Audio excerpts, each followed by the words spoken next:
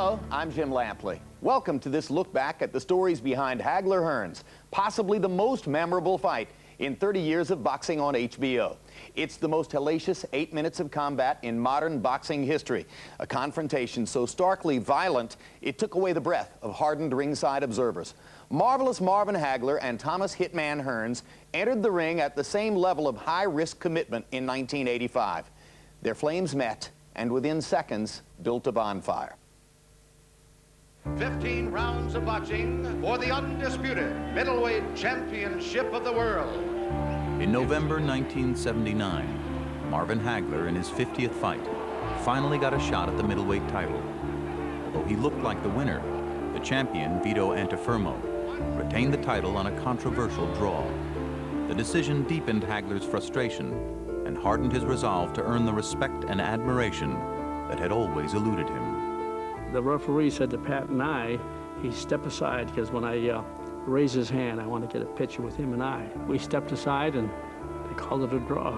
He was devastated. It was like, I lost the fight. Mom, you didn't lose, it was a draw. You both won. I lost the fight because I don't have the title. And this is what he wanted to explain to me, that if you don't get the win, you still lose. It made me much more stronger, made me meaner, made me more aggressive. Marvin learned a lesson there that being in Vegas was never a sure thing.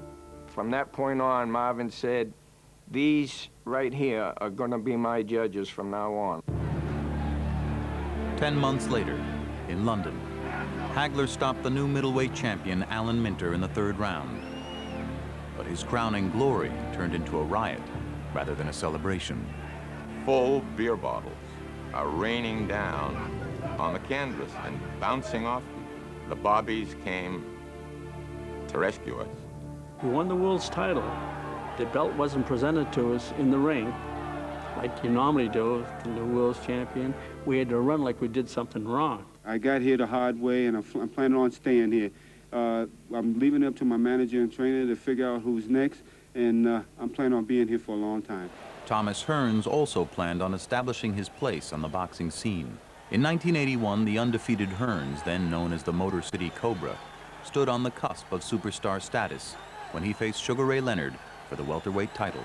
In a memorable fight that elevated both men, Leonard rallied to win on a TKO in the 14th round. It's over, and Ray Leonard is the undisputed welterweight champion of the world against a very game Thomas Hearns. Boxing really was all that Detroit had, and I believe that Tommy felt that he let the whole city down when he lost that fight. That was a fight that he should have won. When Thomas lost to Ray Leonard, we went back and there was a lot of rethinking. So Emmanuel made the immediate decision to start to move him up, and so he started the campaign in the 154-pound weight class.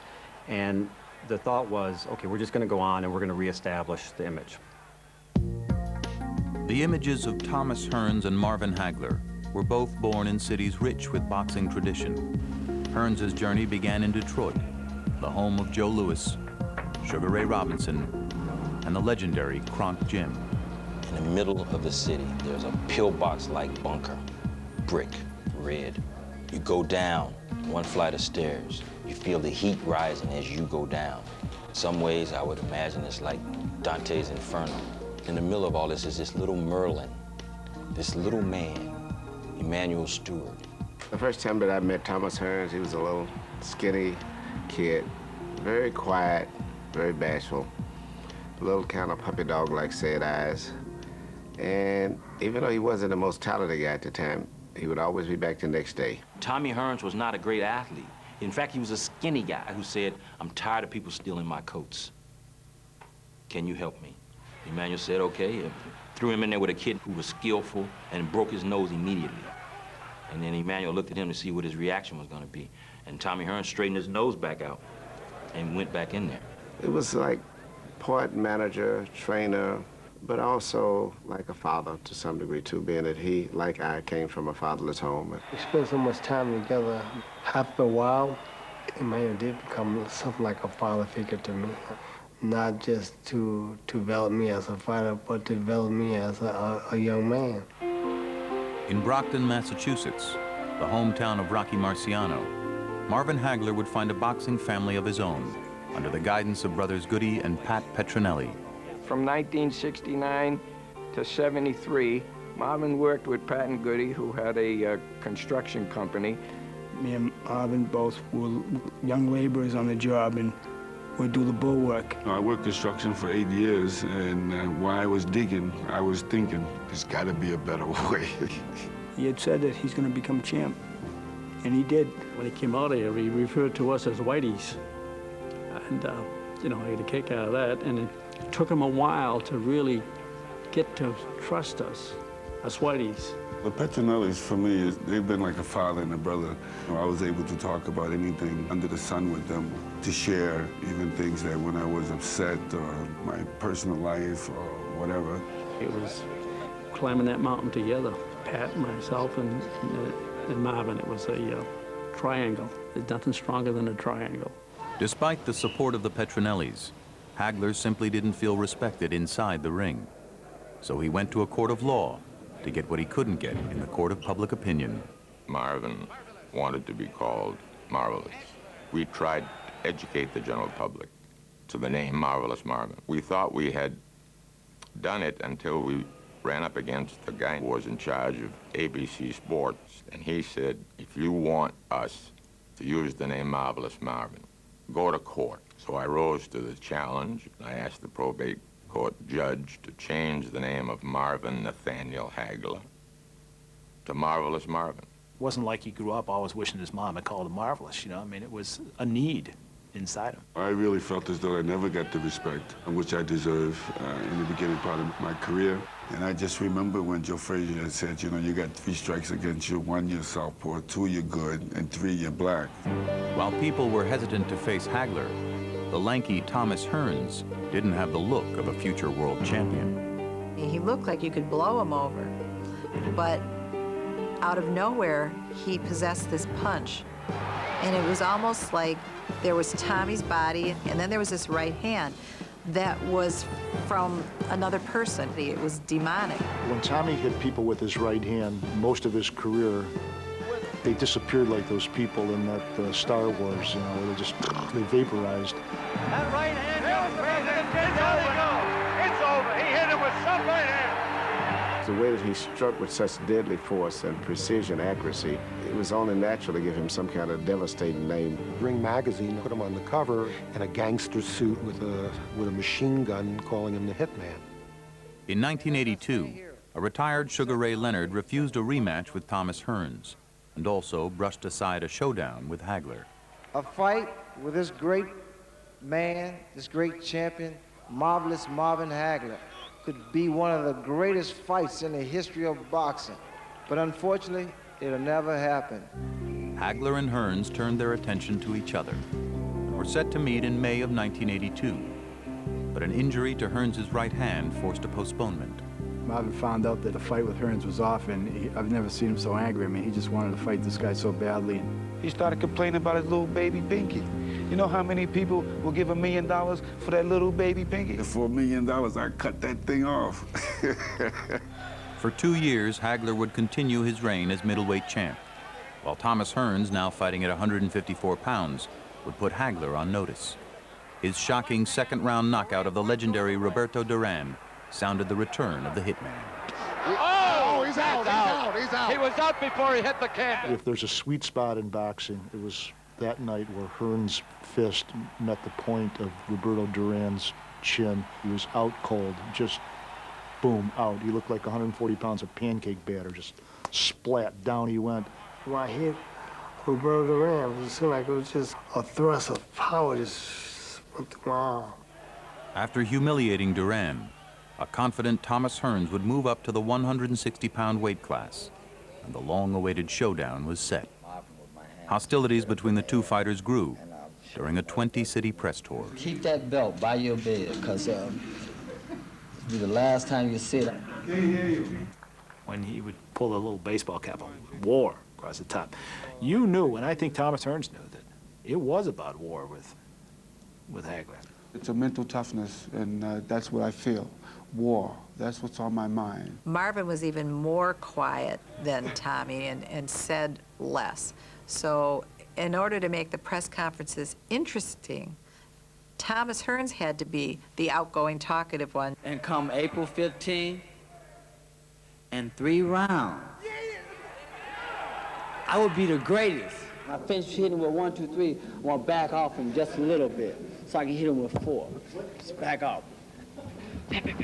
Seeing his ugly face every day, I mean, you get tired, man. You know, and then he had that big mouth. He's telling what he's gonna do. He's gonna knock my bald head off. I already know who the winner is. And as for my man say he never fights a man twice, that's right. He's never gonna fight me again, because this is gonna be his last fight. To prepare for the biggest fight of his career, Marvin Hagler did what he always did. He went into isolation. One of the terms that Marvin used for his training camp was that he was going to go to jail. I call it jail because you're sacrificing and you're away from no partying, no drinking, no woman. Once he started this schedule, he wouldn't sit down and talk if the President of the United States come in. When I was working out with different guys the same size as him, I like to see him fall like a tree, you know. Boom. While Hagler was training in Massachusetts, Hearns was more visible in Las Vegas, at home in the spotlight. In the days preceding the fight, Thomas Hearns just exuded confidence, you know, maybe even borderline being cocky. I remember walking through the casino at Caesar's Palace one night. It must have been 11:15 at night. I saw a big crowd around a craps table. And there was Thomas Hearns shooting crap. To people all around him, that led him to believe, geez, what a relaxed guy. This guy, you know, he must gonna be win easy. The night of the fight, the locker room of Thomas Hearns was overflowing with followers of the hitman. Thomas Hearns, maybe more than any fighter in history, had the biggest entourage. And in the dressing room before the fight, it's 1 million people. They were in the room next to us, and they were banging the walls, and Marvin was putting his boxing shoes on, and he looked up and he says, "You can't take those guys in the ring with him. It's just gonna be me and him." In his hotel room prior to the fight, Thomas Hearns received a massage from a member of his entourage. That act upset trainer Emanuel Stewart. One of the guys from one of the hang-ons, at least, massaged Thomas's legs down. And when I came up, I ran him out of the room, and I knew then that was a major problem. The massage leaves the body spent. So going into the fight, we was worried. In the dressing room, I was saying to myself, I was thinking in my mind that in order for me to win this fight, I gotta go right out there and take it to him and get rid of him. The fight would be Thomas Hearns' first in the middleweight division, which dictated the strategy of Hagler. He would try to impose his strength on Hearns from start to finish.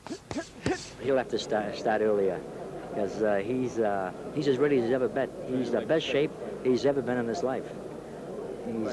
He'll knock out Tommy Hearns. Goody called it. Goody said, "Tommy's gonna come gunning right out after you. Just make a street fight out of it. He'll come right out at you, and you just come right out with him." People just saw two trains ready to collide. This is the main event of the night. 12 rounds of boxing for the undisputed middleweight championship of the world.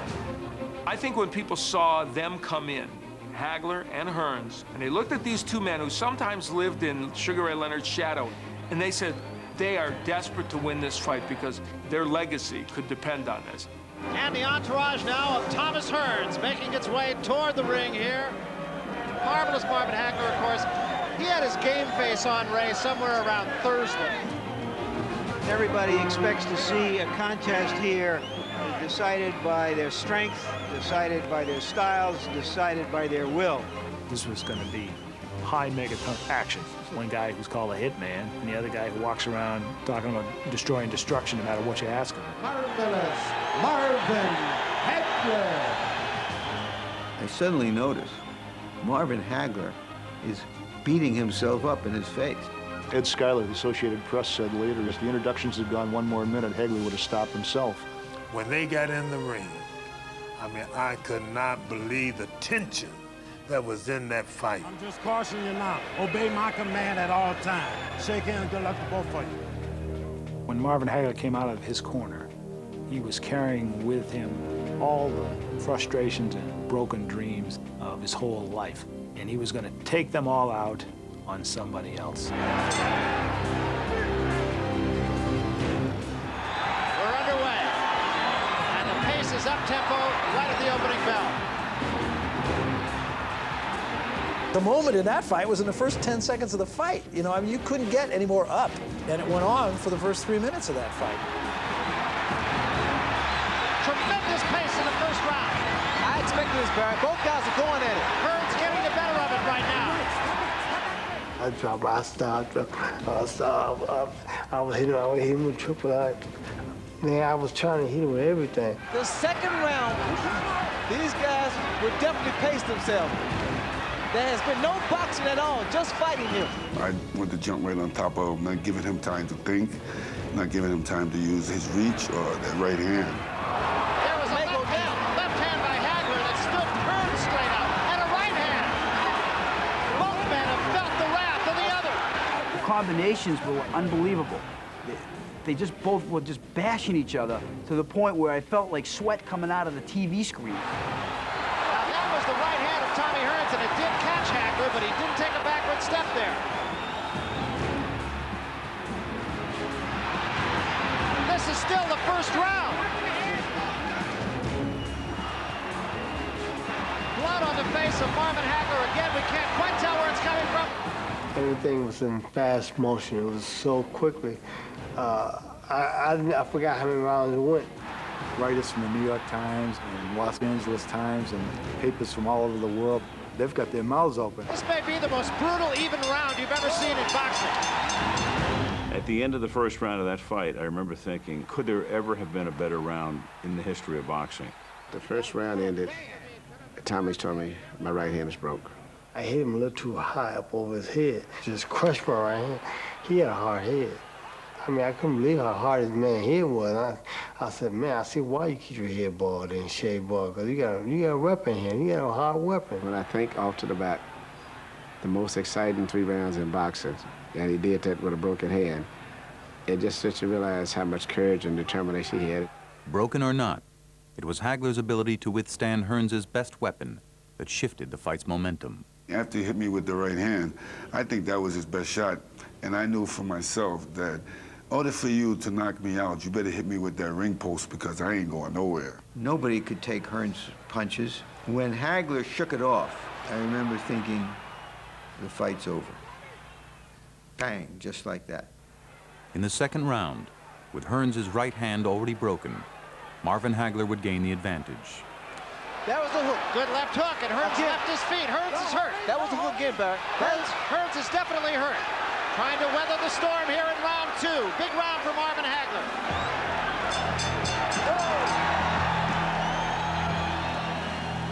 In the third round, blood coming from a cut in the middle of Hagler's forehead came to the attention of referee Richard Steele.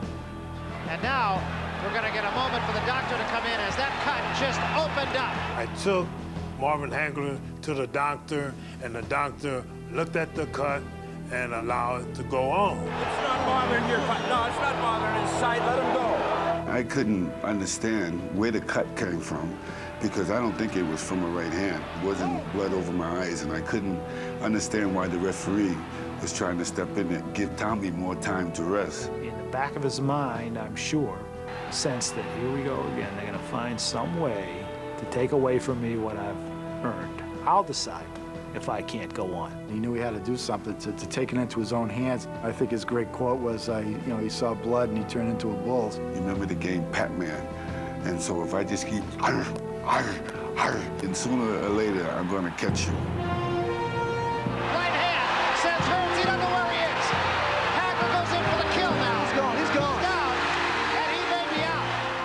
It's the absolute moment of his life, and he goes after Hearns with everything he has, and he catches him behind the ear. And then Tommy went down in a sort of weird fashion, like a beach umbrella that's been caught by the wind.